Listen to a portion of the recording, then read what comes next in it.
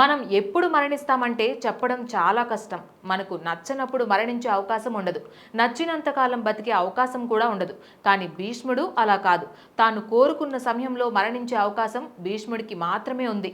భీష్ముడు కురుక్షేత్రంలో పాండవులు అలాగే కౌరవుల మధ్య యుద్ధం జరుగుతున్న సమయంలో అంపశయ్య మీద ఉండగా ఉత్తరాయణ పుణ్యకాలం కోసం ఎదురు చూస్తున్న భీష్ముడు ఆ సమయంలో తన దగ్గరకు వచ్చిన పాండవులకు అలాగే కౌరవులకు మధ్య యుద్ధం జరుగుతున్న సమయంలో తన దగ్గరకు వచ్చిన పాండవులకు ధర్మోపదేశాన్ని చేశాడు.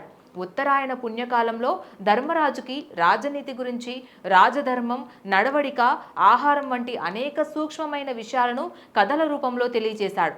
భీష్మ పితామహుడు రాజనీతి గురించి ధర్మరాజుకి చేసిన ఉపదేశాలతో నిండిన శాంతి పర్వం మహాభారతంలోని తృతీయ శ్వాసంలోని ఈ కథను ప్రతి ఒక్కరూ తప్పనిసరిగా తెలుసుకొని తీరాలని పండితులు కూడా చెప్తున్నారు. ఆ కథేంటో ఇప్పుడు చూద్దాం. అనగనగా విదిశాపట్నం. ఆ పట్టణంలో బ్రాహ్మణ కుటుంబం ఉండేది.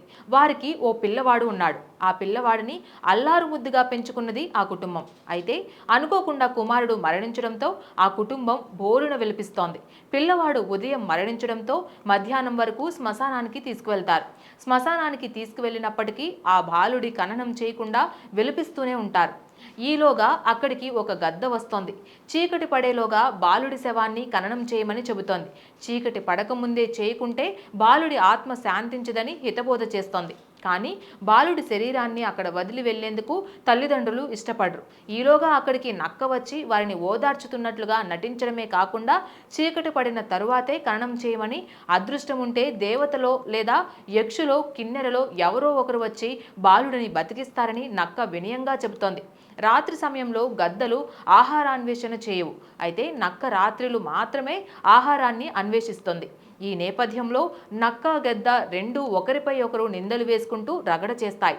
నక్క మాటలు వినొద్దని, పోయిన ప్రాణం తిరిగి రాదని గద్ద చెబుతోంది.